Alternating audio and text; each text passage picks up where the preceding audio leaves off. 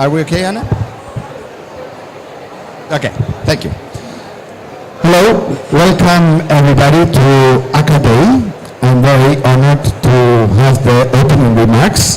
And then, although sadly the First Lady of Kenya didn't come to Kenya, we will have some words in her presentation. So, I guess you're all interested in ACA, that's why we're here. But it's always good to remember what are ACAs for. ACA started during the Marrakesh COP, and at that moment the thought was we need to go into action locally very quickly. But at the same time it happened a big change in politics in the US. And the first ACA was launched, which was called We're Still in the US. And that alliance, that launch, maintained the US action, although the federal government was not pushing for that. It actually stepped down from the Paris Agreement. 70% of the people of the US maintained its energy. And it was called We're Still In, which when it came back to the Paris Agreement, now it's America's All In. And they've been meeting here 3 days, and we're taking upon on the last days as the global ACA.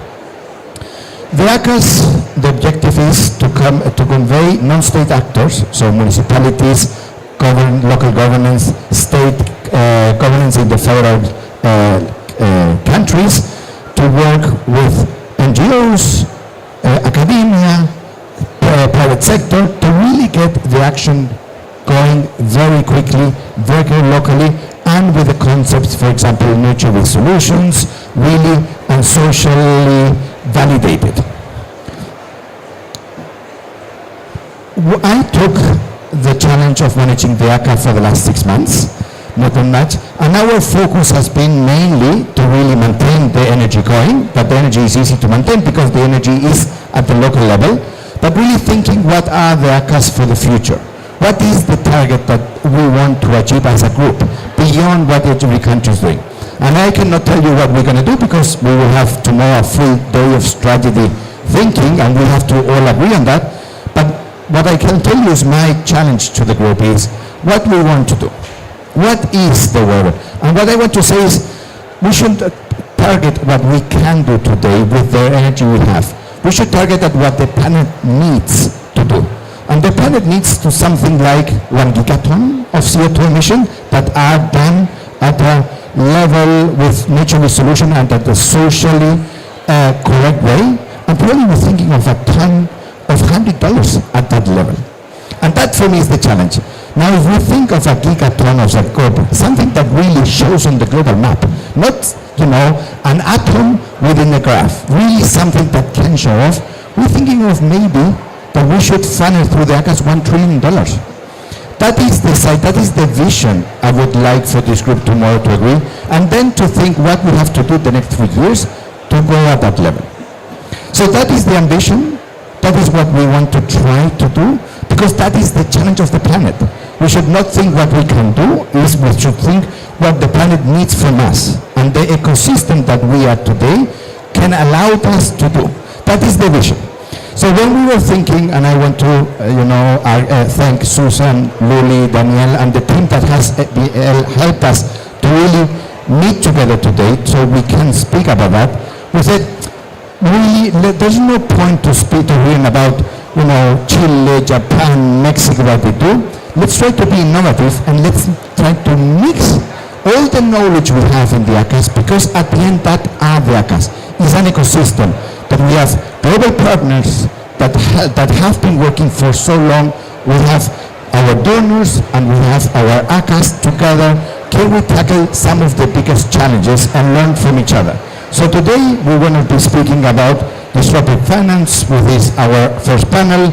We will speak about how to go from local to global with the 25 champion Gonzalo Muñoz and Manuel Pulgar, the leader of the Climate Change Project of the OF. We will speak about how to deal with nature-based solutions at cities, and we will speak about something that comes very close to us, is managing a city with water scarcity, which is one of the biggest climate change impacts we see in the lands. Santiago, Cape Town. So we will speak about those four things. There were so many things to speak, so little time.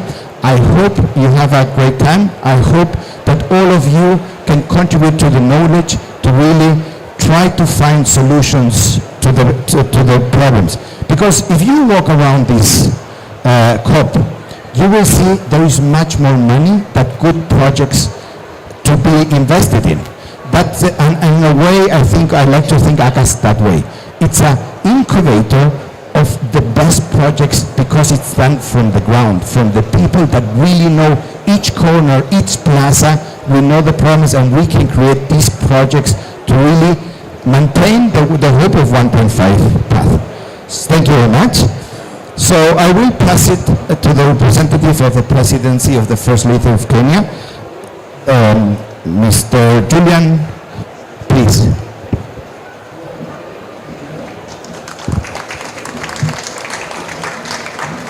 Thank you very much.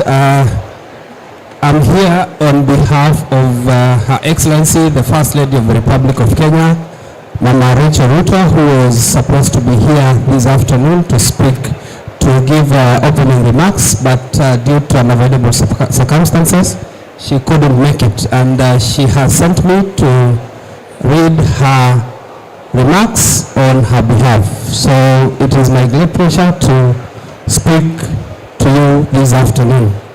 And straight away, I will go to the reading. Distinguished guests, ladies and gentlemen, all protocols observed, good afternoon. I am delighted to be participating in today's inauguration of the Alliance for Action. It is a great honor to speak in this event as we seek opportunities to establish an alliance for climate action in Kenya. This has come at a time when, as leaders, we need to demonstrate action and to move beyond rhetoric.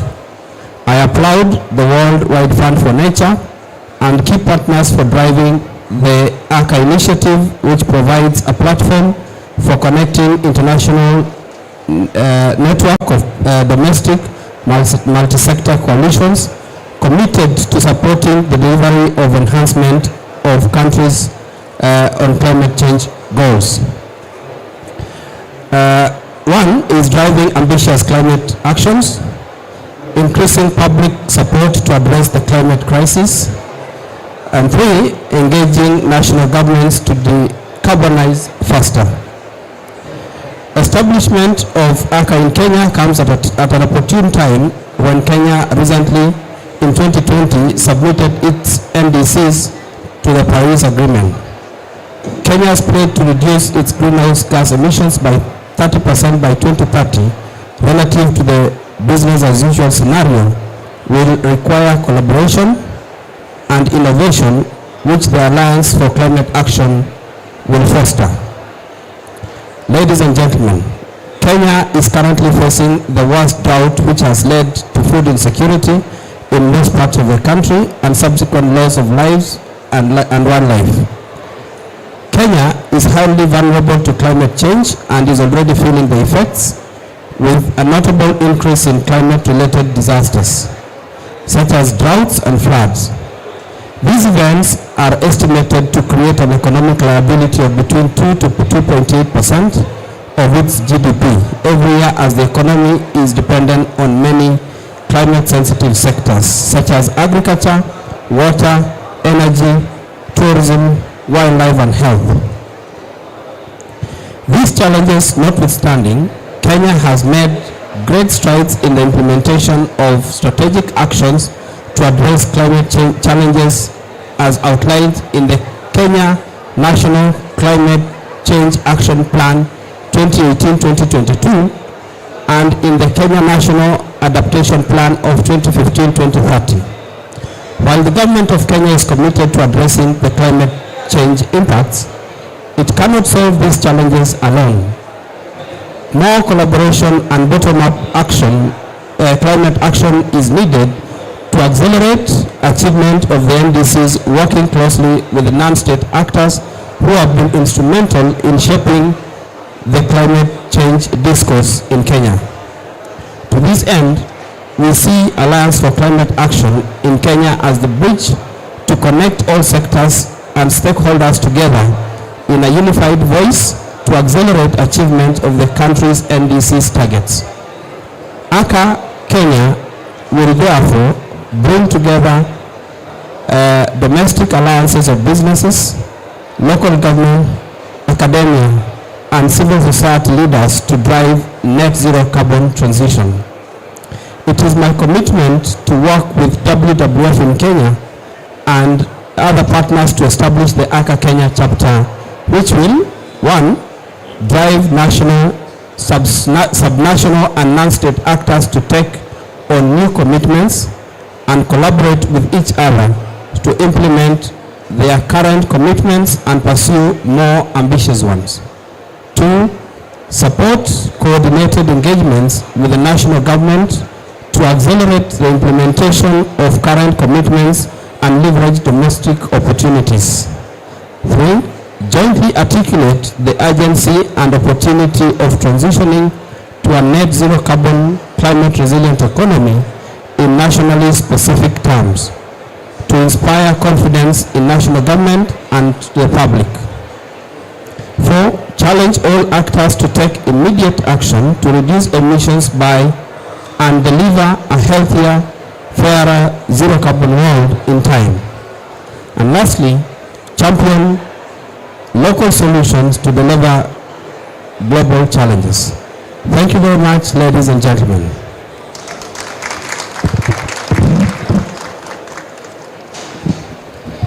Thank you very much. I didn't want to mention, but as you know, we're going to launch today our ACA number 10, which will be in the UAE, which is very important because it will be the first COP which will happen where we have a fully functioning ACA. But today is very important because we didn't know, we hope, we have an announcement for ACA 11. So Kenya, being this COP in Africa, we really worked hard with the local office to really move in the pipeline ACA. I'm very happy for this announcement. So we will be working with potential ACA Kenya to have ACA number 11. I mean, in all honesty, we have a pipeline of already 5 ACAs, so more than we can manage. The interest is huge. So, but today we're going to meet, and with this, I pass the microphone to our future moderator. We're going to speak what can we achieve through the ACAs. So thank you very much, and let's open the panels.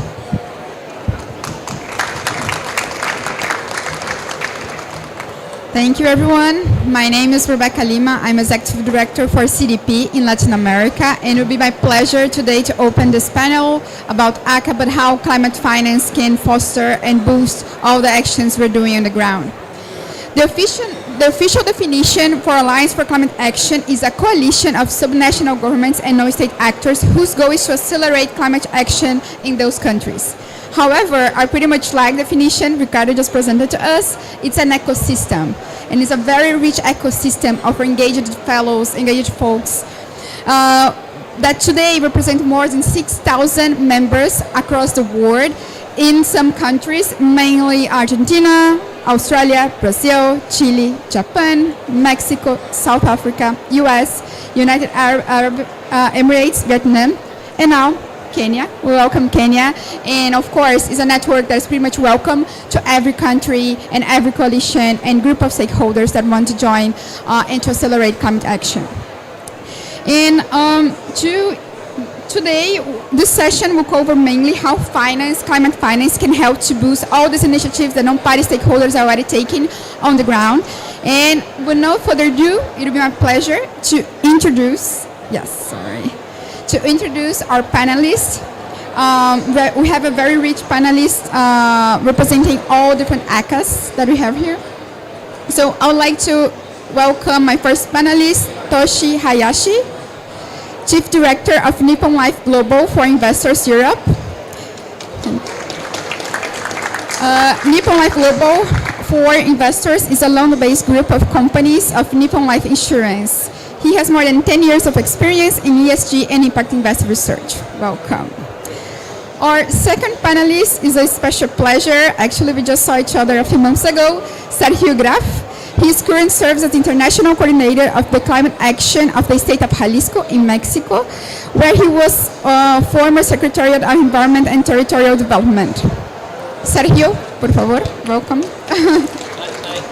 best is... The chair don't want... I go out. I'd like to also invite Cynthia Ribeiro. Okay, Cynthia's a little bit late, so we move on to our next panelist, Hiten Pamar, as Director of South Africa National Electric Mobility Program. Welcome. I'm sure you'll talk a lot more about how you enable the uptake of electric mobility in your country. We're very keen to hear from you. Martin Dapello. He is a board of directors members and finance committee coordinator at CADER, the Renewable Energy Chamber in Argentina, and is also a funding partner of Own Networking Business, a company specialized in renewable energy and energy efficiency. Welcome. Cynthia will come soon. Meanwhile, I'll pass the word to our panelists. Each one of you has 7 minutes, and I'll be very restricted with time because I have a long day, a very interesting program ahead of us. So I'd like to invite Toshi to start with the presentation.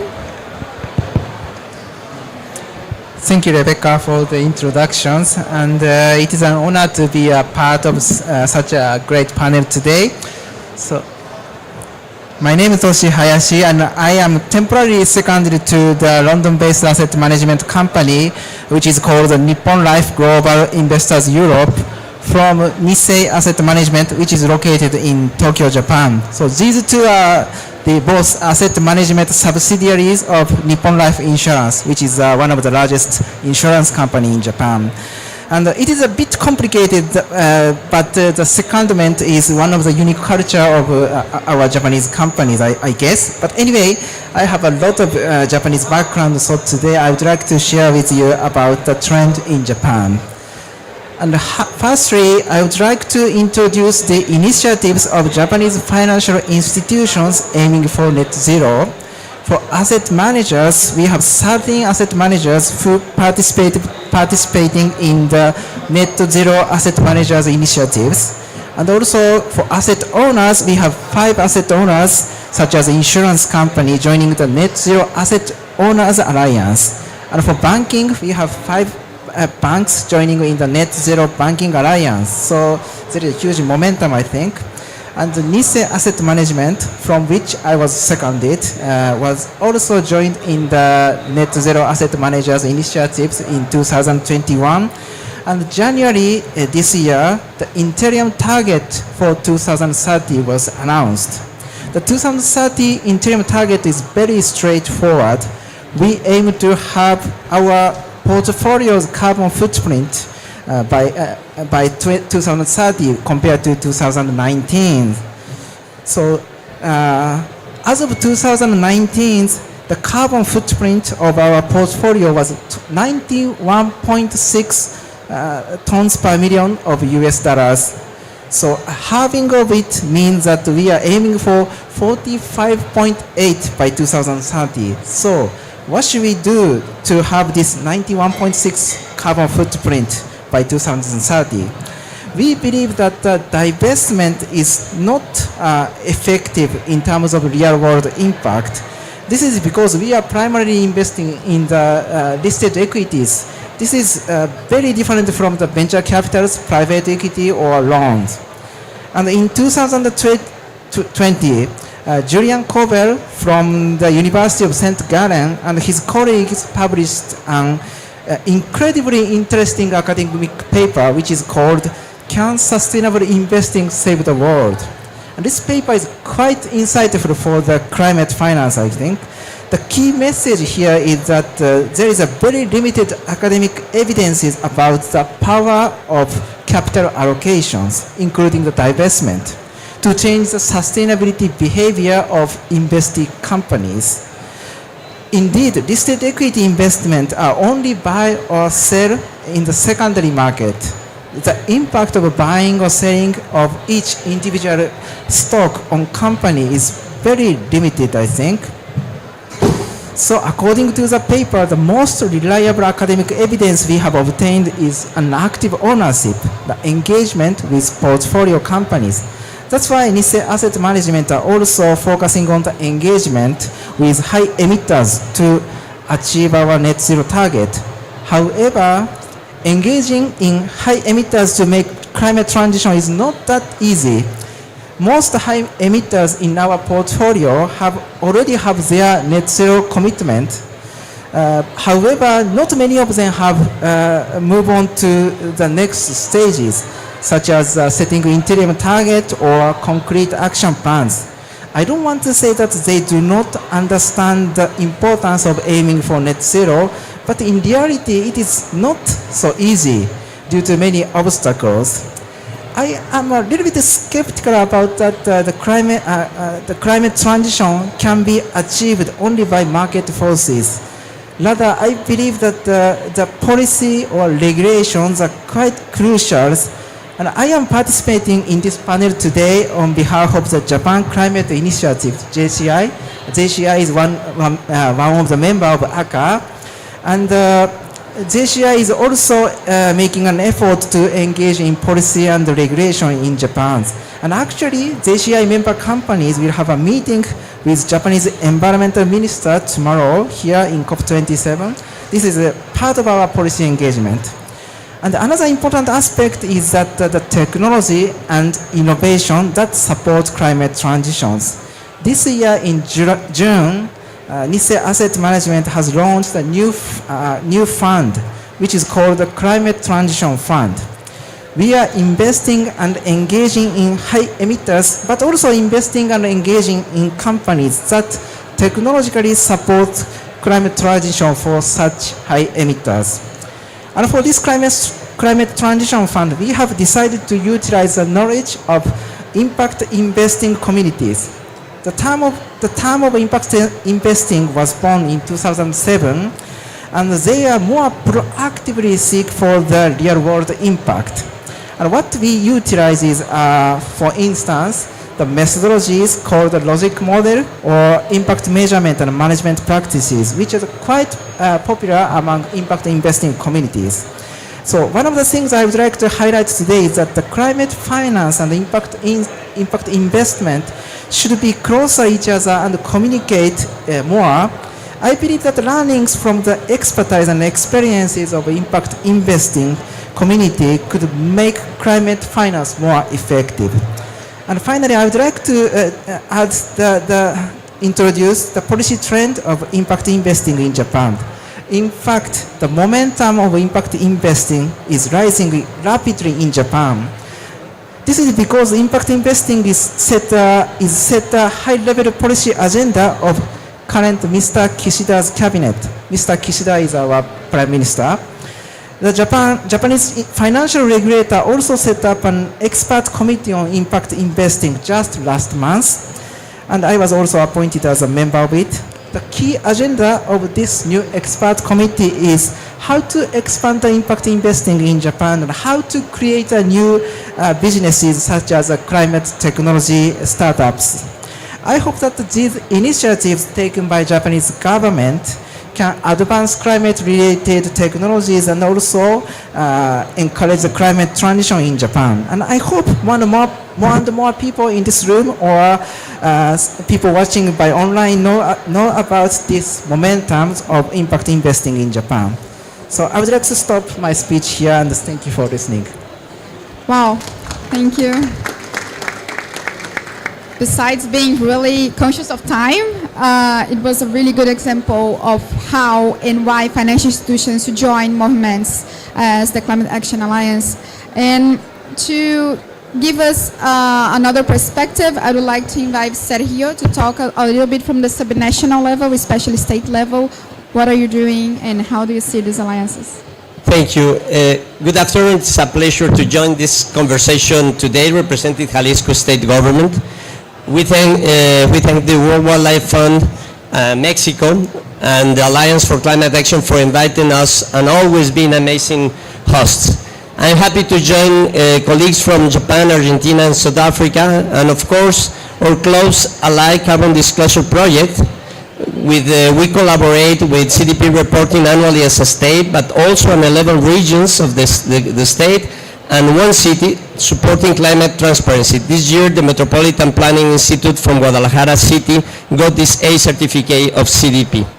From Jalisco, recognize the value of the alliance to meet targets. So we participate at many collaboration platforms with other subnational governments like ACA Alliance that unite us today. We have strengthened the collaboration with cooperation agencies, both multilateral and national, and we have found a lot of support. We also built a joint platform for all 32 states governments in Mexico, a platform that initiates as the Alliance of Mexican Governors for Climate launched at this ACA pavilion in COP25, now transcended into the Mexican Climate Community platform dedicated to share experience, lessons learned and capacity building to strengthen institutional capacity for climate action in all the country. We recognize that we need to act from the local level. Therefore, Jalisco is the only Mexican region that has its territory organized by governance mechanisms that work for environmental and territory management throughout public organization integrated by the municipality that share natural vocation and geographical condition as a neutral watershed or a metropolitan area. This way, in Jalisco, we have 11 intermunicipal boards and also Metropolitan Planning Institute that have climate planning instrument in a regional and or metropolitan scale, but also for each municipality. They are delivering interesting results are early implementation. On the other hand, with Jalisco private sector, we designed and built the Alliance of Enterprises for Climate, initiative that was launched also in this ACA pavilion, in this case at COP26. Now, it was more than 60 enterprises committed to measure its emissions, develop science-based targets to get to net zero by 2050, and report annually their actions and advances promoting climate transparencies. Besides working on a mitigation agenda, today, more than ever, we reflect on the priority of adaptation and climate resilience. With ACA, we work at the local level, and one of the projects promoted by Guadalajara Metropolitan Institute during COP26 with the Resilient Cities Network is the Water Resilience Agenda that delivered specific and useful tools and capacity building to support decision making, for example, for water distribution within the city. This agenda also includes a portfolio of infrastructure project and public policy proposal to address the challenge for water supply for more than 5 million people.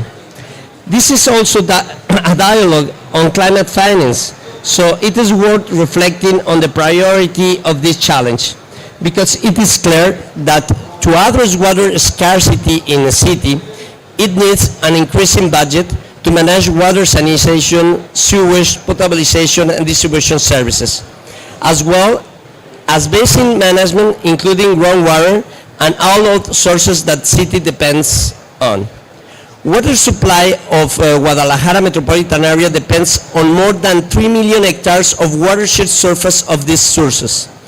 Addressing water scarcity requires looking at ecosystem conservation and more sustainable practices on agriculture and livestock management, and that needs to be a priority in the climate agenda, and we require mechanisms that connect all stakeholders to commit and finance this action. One of the finance options for this area are the carbon markets. Therefore, we are building Jalisco ecosystem for decarbonization. That includes a local carbon market supported by a carbon tax commitments from the private sector through the Alianza Empresarial por el Clima, and a certificate of low carbon for enterprises. These mechanisms will also contribute to address inequality that persists in rural forest regions, understanding that forests in Jalisco are owned mostly by indigenous and local communities, which are groups of people that share common land. Now we have identified 56 potential carbon forest projects, and we are developing the first 10 for this year.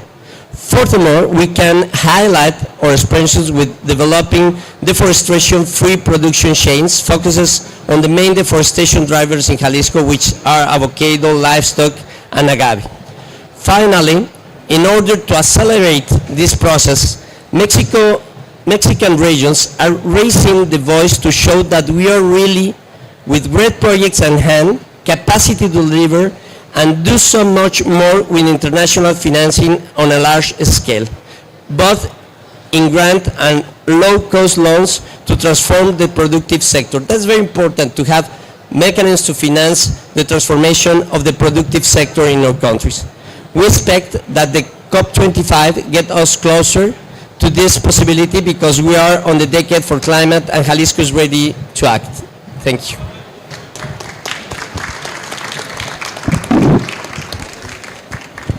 Thank you. And one of the richest aspects of alliances like this is that besides allowing each stakeholder on its own to join the initiative, is also to promote collaboration. And in this sense, I'd like to invite Hiten to talk a little bit about how you are promoting collaboration between private and public sector. So thank you everybody, and thanks to the ACA Alliance as well from South Africa in supporting the initiative and the Stanley Center to making it possible today, and it's a pleasure to share the stage here today. So I think in South Africa's case, one of the specific challenges is around transport, is the emission reduction potential of transport. In South Africa's case, 91.2% of road transport is what contributes to our transport emissions, and through that is one of the biggest challenges we face in decarbonizing transport. But with that, we also need to transfer the decouple the energy sector from emissions from that perspective. While as many countries as well, we see that opportunity to make a just transition, one of the challenges is also building capacity and then also financing from the international communities to make this transition happen. And through that, we see a number of efforts in South Africa that are supporting capacity development locally, which then builds up capacity locally to drive the transition. But also that we also acknowledge the international communities, and just recently, under the Presidential Climate Change Fast Task Team, there has been a pledge of $8.5 billion to support South Africa's just transition. Through that, it's covering electricity, new energy vehicles, and green hydrogen as three main pillars, out of that being the four on that framework. So we see this support from the global community in supporting South Africa's transition in this framework as well. We realize that the automotive industry and the transport sector is a big contribution to economic productivity and job creation. And those are the opportunities where South Africa can have a just and equitable transition towards the future on decarbonizing transport. And this cannot be done solely within South Africa. It requires a lot of collaboration with private sector, public sector, academia, and civil society. And through collaboration like ACA, bringing people together, and then also creating enabling environment in the country, we can drive this transition forward. So a lot of the time we find these are bigger challenges that we need to address, but then through the supporting mechanisms and as alliances such as ACA and collaboration both locally and internationally, we can then have this transition in South Africa.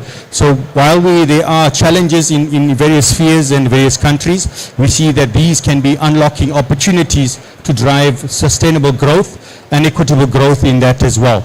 And as we decarbonize South Africa in its transportation mechanisms, we acknowledge that this can be possible through collaboration.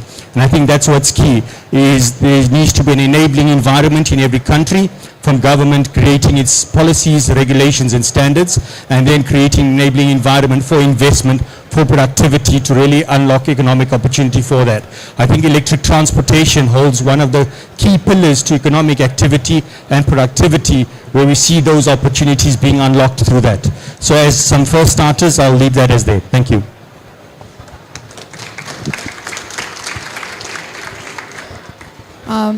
Thank you, and thank you for bringing us how you're dealing with the challenge of transportation. That we all know is one of the main important sectors we have to deal with when we're talking about climate change. And in the line, I'd like to invite Martin to tell us a little bit about how you're dealing with energy and renewable energy in Argentina. Thanks, Veronica. and thanks to all the Panda team. I want to thank Ricardo, Luli, Susan, and Katie. It's a pleasure to be here with my colleagues of the RCAs worldwide. I have a presentation. I'm very glad to be here because last year in Glasgow I talked about an idea, and now today I'm going to share with you the implementation of that idea. And that's the matter of this COP, right? How to move to the implementation and act now. The ACA in Argentina is growing up, and we have new members whose helps to have a bigger impact. So, why we choose the energy sector as a key sector? The energy sector accounts more than 50% of greenhouse gas emissions of Argentina. And with an energy efficiency strategy, Argentina could save more than $35,000 million in electrical infrastructure in the next 15 years. So we have some barriers that we have to overcome, and you know Argentina is across in a macroeconomical situation very difficult, and we have lack of financing, high inflation, more than 100% a year, restriction for access to foreign currency, we are a risky market with high interest rates, difficulties in importing supplies and raw materials, lack of incentive program for development the national industry. We need a roadmap and a long-term strategy in energy transition. Delays in fundamental infrastructure, we need high voltage networks, and we have an offset of subsidies in energy sector, almost $15,000 million in this year. So, we start to think in the ACA, how can we overcome those barriers? And we develop a synergy model which is based in a collaborative economy model.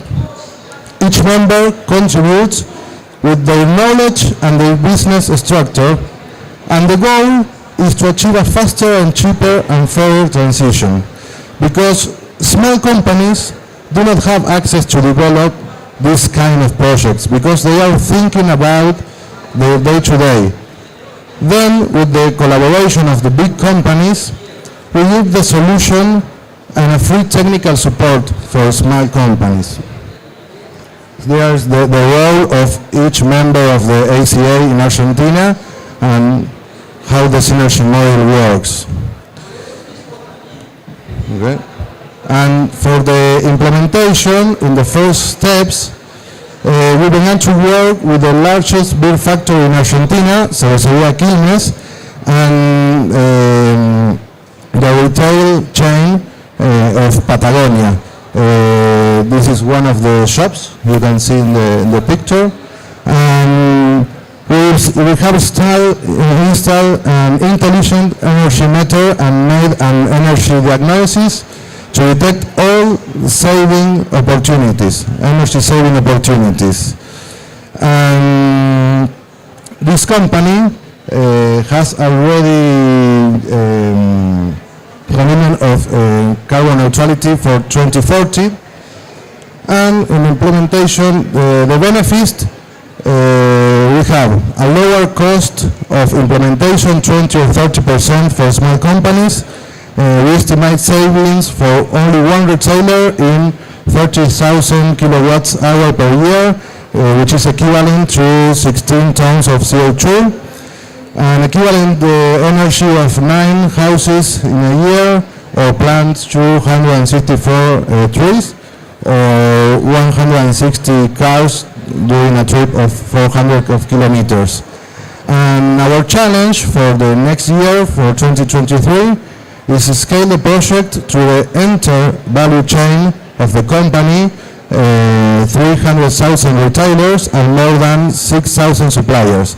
and obviously scale the model to all the ACA's member. So it's a very important goal that we have for next year.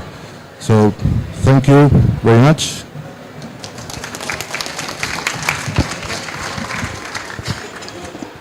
Thank you, Martin. And now we're here a little bit from the municipality level, and I'd like to invite Cynthia Ribeiro, Mayor of Palmas, the capital city of state of Tocantins in Brazil. She was just re-elected. Congratulations. Por favor, você tem 7 minutos. Muito obrigada. Bom dia a todos. É para nós um grande, imenso orgulho representarmos não apenas Palmas, que é a capital mais jovem do Brasil, da qual eu também tenho muito orgulho e responsabilidade em ser a única prefeita de capital do Brasil, comandando a capital mais jovem, né? A última capital planejada do século XX. E mais do que isso, representar nesse momento as mulheres do mundo, as mulheres brasileiras, em uma pauta global. E mais do que isso, representar também, né, todo o Fórum Pan-Amazônico das cidades, aonde às vezes chega a informação um pouco distorcida e nos vem, quando fala Amazônia, as pessoas nos imaginam um grande conjunto de florestas. Mas mais do que isso, 90%, mais do que isso, 90% da população brasileira estão hoje nas cidades, aonde existe um grande protagonismo.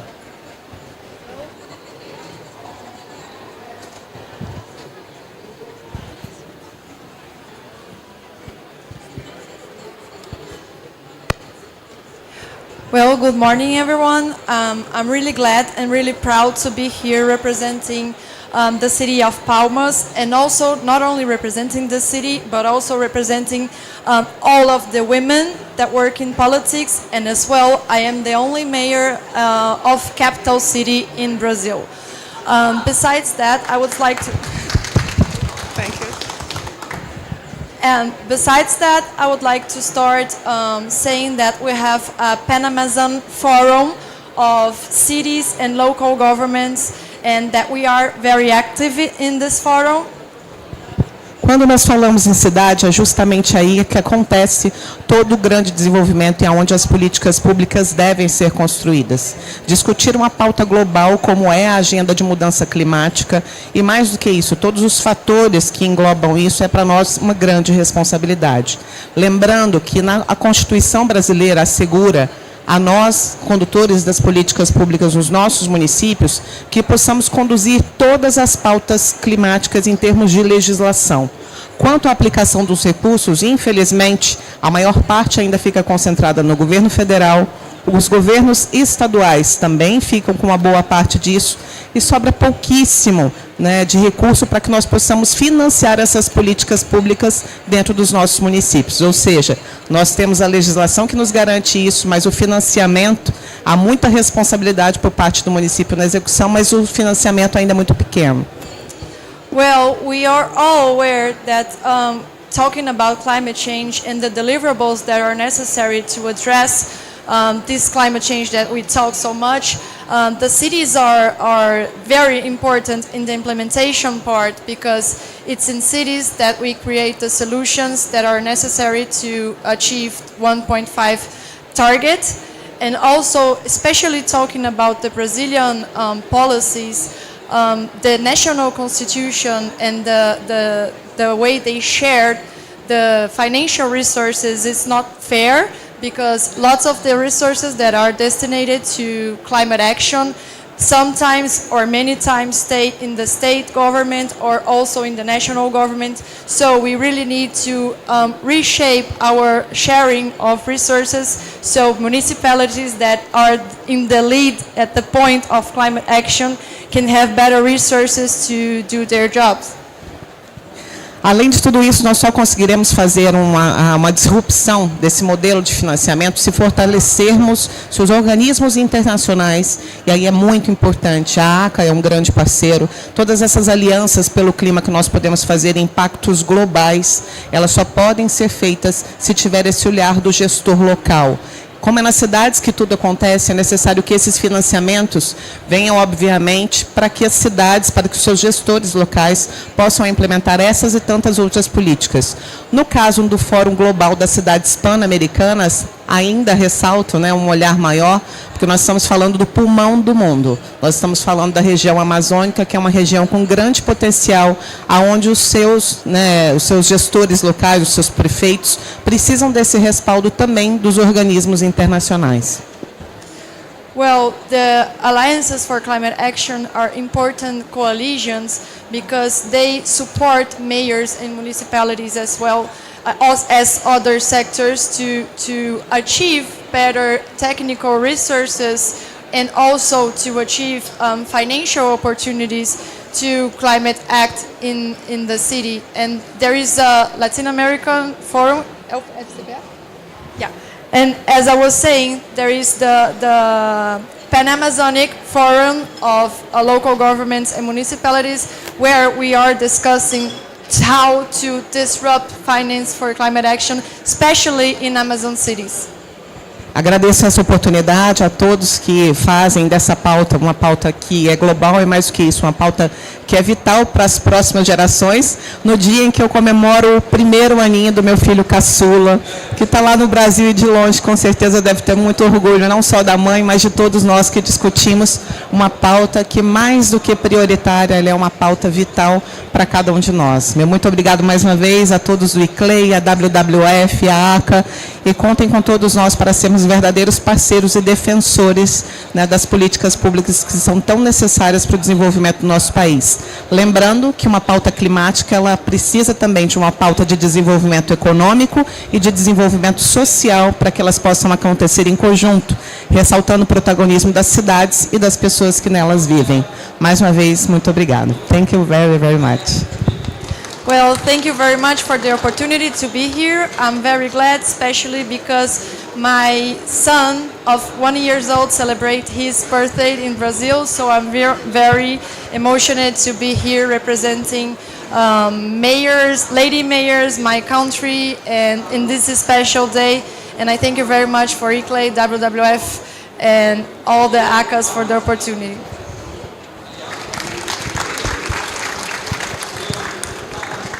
Thank you, Cynthia. Congratulations. I would like to go back now to Toshi with a question. Toshi, you mentioned the need and the relevance of investing and supporting companies in other sectors to go through the transition. In your perspective, what are the sectors and geographies of greater interest for investors while supporting this transition? Thank you for the questions. And actually, in terms of the geography, our climate transition fund only invests in Japanese listed equities. This is simply because we have deep knowledge and experience in investing in Japanese companies. But in terms of sectors, we invest in a wide range of areas actually. But I think there is a kind of bias toward areas where the existing listed Japanese companies have technological advantages. Some examples are energy storage technology or hydrogen-related technology. And I think this bias is a major challenge from the perspectives of achieving net zero for Japan as a whole. And according to a recent report published by the PwC called State of Climate Tech 2021, points out that the investment in some technologies such as mobility or transport is booming, but there is a funding gap in sectors where technology is not mature enough, regardless of their high emission reduction potential or capacities. So the key is to encourage more climate tech startups and also the technological innovation in such sectors. And also, again, the mobilizing the impact investing money is a key, I think, to close the gap close the funding gap in such sectors that are underinvested. I'm not sure I can directly answer the Rebecca's questions, but this is my message. Thank you. Thank you. Sergio, we know that you have a lot of experience working with sustainable supply chains and deforestation-free supply chains within a subnational level. How do you see this type of alliances supporting and helping to attract the finance sector and investors to foster transition within the supply chains?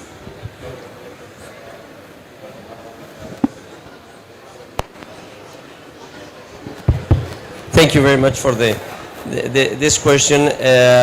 For us, it's very important because all that we do in climate action is for collaboration and alliance.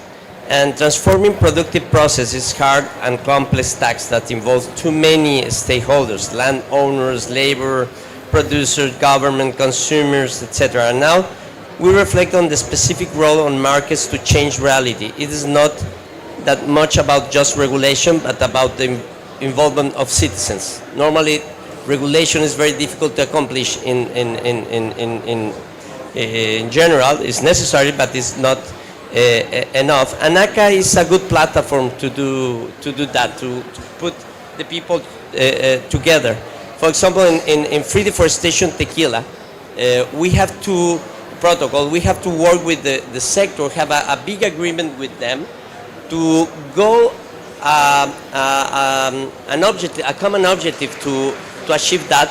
And it was possible because in this case the innovation is a origin denomination product that in his mechanism of conformity of the origin denomination, they can put an other step to decide don't accept plants that is agave plants that is coming from deforested areas.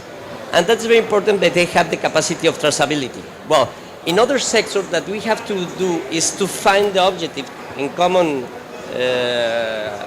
agreement and find the innovation that we have to do to transform our system. And different production systems are different solutions. It's not the same, but the most important is to have this agreement, to have a common objective and find the solution with technically digitalization, innovation, technology, and everything to go far away in this subject. Thank you, Sergio.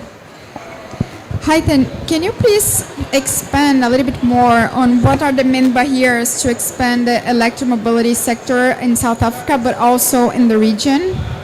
Yeah, thank you. So I think one of the key pillars for investment is political will. Government have the role of creating an enabling environment through various policies, regulations in that framework. So I think for international financing, we need to see strong political will and ideal enabling environment commitments. Even if they're ambitious, we need to see those ambitions, commitments coming into play from governments in not only South Africa, but also developing economies that can drive investments into that. Until such time that we see that there is these commitments and ambitions and targets, that's when we can see development and transitions in the various sectors in terms of that. I think where we find in some of the barriers is looking at where we are today and what are our local challenges. I think every country, every region has its unique challenges. There's no cut and paste model or cut and paste framework that will work in one region. Even if it's a developing country, you'll find different areas have unique challenges in that way. So I think each country and each region needs to address its just transition on how it's going to do that, and then government need to play their political will and the enabling environment to attract the investment and to drive transformation in that. I think that is a key role, that once we have an enabling environment, we start to seeing the investment coming into play, the various stakeholders coming together and then driving transition that way. So once we have that enabling environment, that's when we drive development of the sector and transitions in that. And I think that's a key anchoring point, even though it might be ambitious at certain times, but that's what we need in transforming what we used to do, because business as usual doesn't work anymore. We need to have that bold action. Thank you. Martin, you showed us a very advanced graph of how ACA in Argentina is being organized with multiple stakeholders, especially focusing on energy and given all the targets that we have for the energy sector and the use of renewable energy. how you see Argentina advancing on the renewable energy pathways, especially considering the role of cross-sectorial and multi-actor collaboration. Yes, right now in Argentina we have 14% of our electrical matrix from renewable energies, and we have a law that we have to reach 20% at 2025. But we need a lot of money to do that. And if we want to increase with a long-term strategy for 35% to the year 2035, we need to work very hard in finance. And respect finance, we are qualified as a risky market. And so we have huge interest rates. But I think that we must change the way in which financial organisms rate us. Because are we risky while we represent only 0.7% of the greenhouse gas emissions of the world? Or the risky countries are those who represent more than 80% of the greenhouse emissions? So we must consider in the rating the climate assets and externalities. And they should give us the money with low interest rate for sustainable projects. It's the only way we can develop, we can continue developing renewable projects with interest rates higher than 15 or 17%. I think that's the way. Thank you, Martin. I'll put my question out to Cynthia. I'll say it in English and then I'll translate it in Portuguese. So Cynthia, can you give us some examples of projects that we are planning to implement with other stakeholders, for instance, businesses, academy, next year, and how would it contribute with Palma's climate goals? So, você consegue nos dar alguns exemplos práticos de projetos que Palma está trabalhando em parceria com academia, negócios, e como isso vai ajudar vocês a implementar as suas metas climáticas? São inúmeros os bons exemplos que Palmas traz. Obviamente, nós enfrentamos grandes desafios, não apenas por ser uma capital muito jovem, apenas 34 anos de existência, e somos a única capital no Brasil que está inserida em 2 biomas, o Cerrado e o Amazônico. Ou seja, todas as construções de políticas públicas e principalmente das nossas pautas e agendas climáticas dentro da cidade, elas são pensadas em âmbitos maiores devido à vasta diversidade que nós possuímos.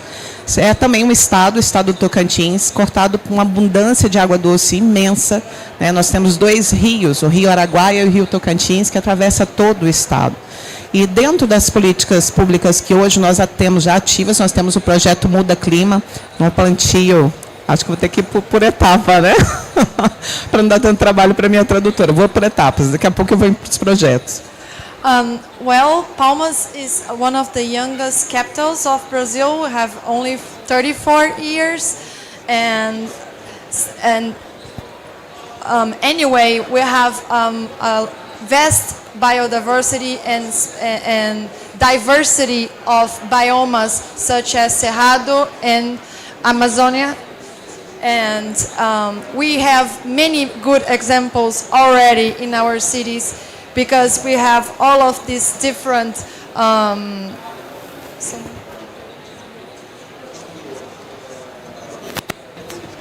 two rivers, different biomas, different vegetation. So this brings us opportunity to work in several sectors.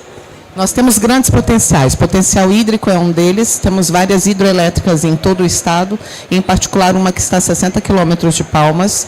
Nós temos também um sol para cada um, que não é muito diferente do que acontece no Egito, em essa parte do mundo que eu ainda não conhecia. Nós temos um projeto, inclusive, que capitaliza todo esse grande potencial que nós temos. O sol é um deles. A necessidade de energia limpa também é um deles. No próximo mês, agora, nós teremos todas as nossas unidades escolares, todas as as escolas de tempo integral, todas as escolas do município, todos os nossos CMEs, que são as creches para os pequenininhos, toda ela autossuficiente em energia. Estamos falando em placas de energias fotovoltaicas instaladas em todas as nossas unidades, garantindo essa autossuficiência para os nossos pequenininhos, né? E uma economia grande também para o município. Além disso, nós temos um projeto chamado Palma Solar. So, among our many potentials, we have. I would like to highlight the water and the sun that we have, one for each people, as here in Egypt. So we have many opportunities and potential in solar energy, and in this regard, we are replacing all of our public schools for infants with solar panels. So we have like renewable energy for all of our children study. Also, we have a Ok. Nós temos um projeto chamado Palma Solar, que já é uma legislação aprovada no nosso município, que garante até 80% de desconto no imposto, no IPTU, a cada um daqueles comerciantes, empresários e também dos moradores da cidade que faz a mudança da matriz energética para a energia solar, uma energia limpa, aproveitando todo o recurso que nós temos, obviamente, e com um financiamento de até, esse desconto garantido até 5 anos. Esse desconto, além da garantia, nos possibilitou, em termos de números, nós saímos ali das pessoas que investiam em energia solar e tinham essa fonte como recurso ainda em 2018, aproximadamente 32% da população. Nós tivemos um crescimento de pessoas que aderiram a isso de 517% desde a instalação do projeto até os dias de hoje, o que nos garante que as pessoas entendem a necessidade dessa mudança da matriz energética para uma energia limpa, mas mais do que isso, o incentivo do município direto para que as pessoas tenham não apenas a consciência, mas como façam essa mudança entendendo o benefício que é trazido direto para elas. Well, we also have a project called Solar Palmas that gives that gives the population discount on municipal taxes to exchange their energy sources to renewable energy like solar energy. This is a project that since it begins already showed an increase of 500% of adhesion of the population, and that shows how the population, besides that, being aware of the importance of exchanging our energy to renewables, they are also being aware about, and among various sectors, business, buildings, and commerce, they are all being sensible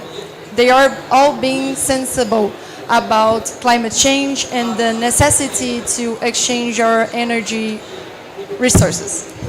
Nós temos um projeto também muito audacioso na construção de 2 usinas solares que possibilitarão com que todos os prédios públicos do município de Palmas sejam autossuficientes em energia e fazermos essa mudança para os próximos 2 anos. Inclusive, temos um financiamento já aprovado na ordem de 30 milhões de reais, aproximadamente 17 milhões de dólares, para que se possa implementar isso dentro do município. Além disso, Recicla Palmas, projetos de reciclagem, de separação de coleta seletiva, e temos algo que é realmente do nosso coração, e eu acredito que nós vamos sair com essa pauta aqui da COP27, com ele prontinho. Nós temos um aterro sanitário que é modelo para o país, né? Palmas tem a universalização da coleta e tratamento de esgoto. E é super necessário quando nós falamos nessa pauta, porque quando nós pensamos nisso, pensamos em gerar também energia a partir daquilo que hoje nos só é gasto, né? Ou seja, trazer todos esses dividendos para a nossa cidade. E a pauta de instalarmos uma usina de biogás a partir do nosso aterro sanitário. Esse é o nosso projeto mais audacioso e, obviamente, é a pauta número 1 que nos trouxe, inclusive, a COP27 também. Agradeço a cada um de vocês. Se me deixar falando que tem projetos em Palmas, eu não saio mais daqui, vou cansar todos vocês. Yeah, well, we have many ambitious projects running in the city right now, as you can see, highlight 2 of them. That it's we are planning to do like electricity, a solar energy farm that will replace and give energy to all the public buildings of the city. and there's an investment of $15 million to implement this project. And also, I would like to highlight my kind of favorite one that we are bringing to COP27 to show this project that it is constructing a biogas biogas plant in our landfill of the city. So this is how we are also addressing climate change, not only by mitigation, but also with getting the waste and consumption, like the circularity aspect as well. Thank you very much again for the opportunity.